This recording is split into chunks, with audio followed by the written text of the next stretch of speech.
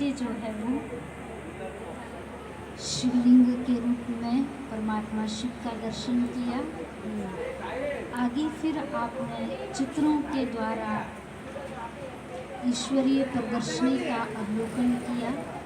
जी भाई जी बैठी ने बहुत सुंदर कुछ एक ऐसी बातों को समझा होगा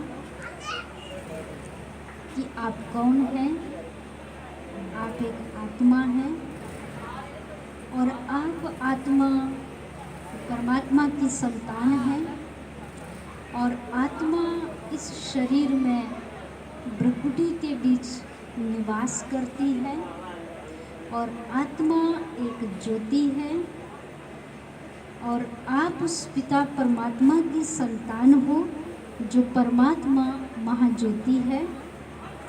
ज्योति का बहुत महत्व है। घरों में भी ज्योति जलाते हैं, मंदिरों में भी ज्योति जलाते हैं, तो खुशी में भी ज्योति जलाते हैं। तो जब कुछ ऐसी घटना घटित होती है, अशुभ कर्म होते हैं तो भी ज्योति जलाते हैं।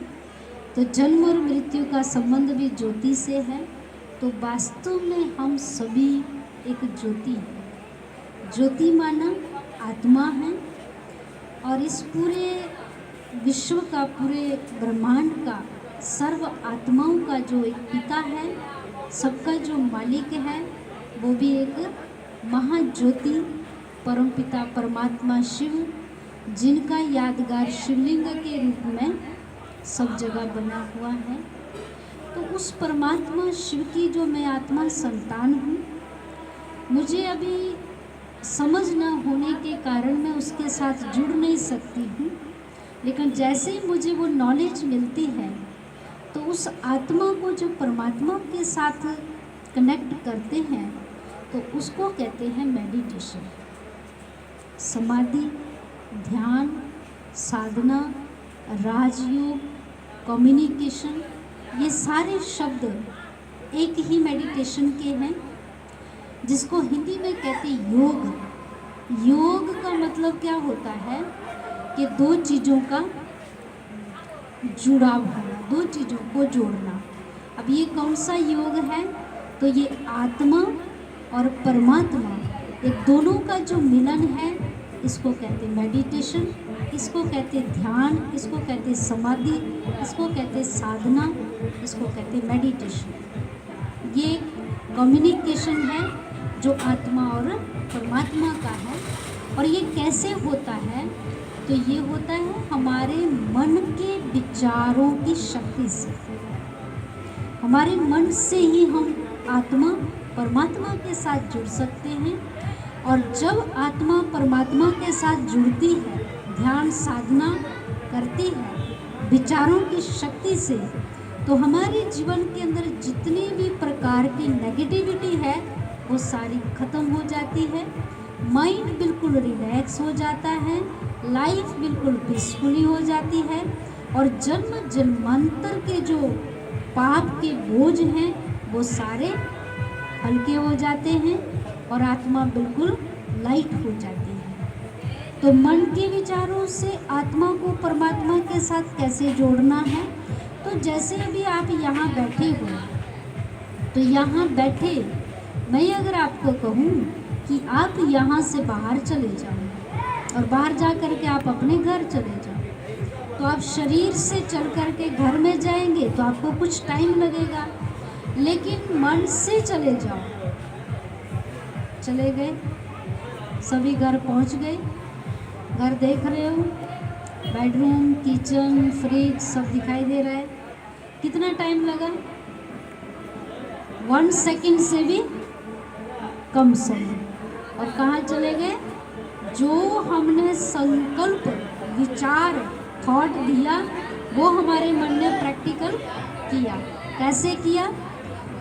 आत्मा, मन और बुद्धि तीनों ने जुड़ करके वो चीज़ को विजुलाइज करवाया, उसको रियलाइज करवाया कि घर कैसा है, अंदर कैसा है, बाहर कैसा है, फ्रिज कैसा है, वो सब कुछ तुरंत 1 सेकंड में सारा ऑडियो वीडियो हमारे सामने आ गया।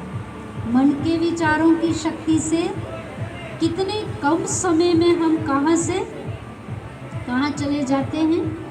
तो हम दिन भर में प्रेजेंट माइंड नहीं रहते हैं। हम जब कुछ भी एक्टिविटी करते हैं तो हमारा तन बॉडी कहीं और होता है और हमारा मन वो कहीं और होता है। तो हमारा दो जगह एक्टिविटी चल रहा होता है, तन कहीं और मन कहीं और। इससे क्या होता है, एब्सेंट माइंड होने से हमारी डबल जगह एनर्जी यूज़ हो रही है।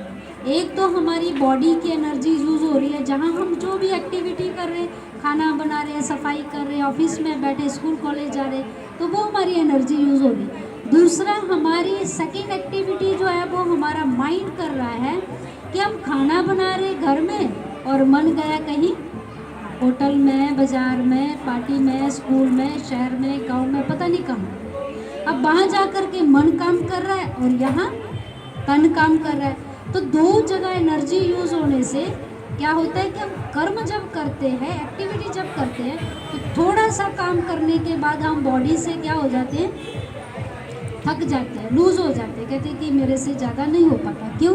क्योंकि हमारी दो जगह एनर्जी यूज़ हुई है। और जब हम प्रेजेंट माइंड होते हैं, जहाँ हमारा तन होता है वहाँ ही हमारा मन होता है। तो अगर हम 4 घंटे भी कंटिन्यू एक्टिविटी करते हैं, फिजिकल एक्टिविटी चलती रहती है, तो उससे 4 घंटे के बाद भी हम रिलैक्स होते हैं, एकदम पीसफुली होते हैं और बॉडी से एकदम एक्टिव होते हैं। हमको लगता है आपने जैसे कुछ किया ही नहीं है। क्यों? क्योंकि वो हमारी जो दो जगह एनर्जी यूज़ हो रही थी वो अब एक जगह यूज़ हुई, और जो काम हम 4 घंटे में कर सकते थे वो हमने 2 घंटे में कर लिया। तो एनर्जी सेव हुई, टाइम सेव हुआ, मनी सेव हुई, लाइफ सेव हुई, बहुत कुछ सेविंग ही सेव हुई। लेकिन माइंड एब्सेंट होने से हमारा सब कुछ सप्लाई होता रहता है, डिवाइन पावर जाती है, एनर्जी जाती है ना, मन के पीछे धन जाता है, बहुत कुछ जाता है। तो इसीलिए मेडिटेशन करना बहुत ज़रूरी है। Meditation present the mind, relax the mind, exercise the mind. मन की एक्सरसाइज, मन को शांत करना, मन को पीसफुली बनाना, ये मेडिटेशन के द्वारा होता है। तो अभी हम 5 मिनट एक बहुत सुंदर पीसफुली एक्सपीरियंस में जाएंगे। कैसे हमें अपने मन के विचारों से अपने ही आत्म दर्शन करने हैं, परमात्म दर्शन करने हैं।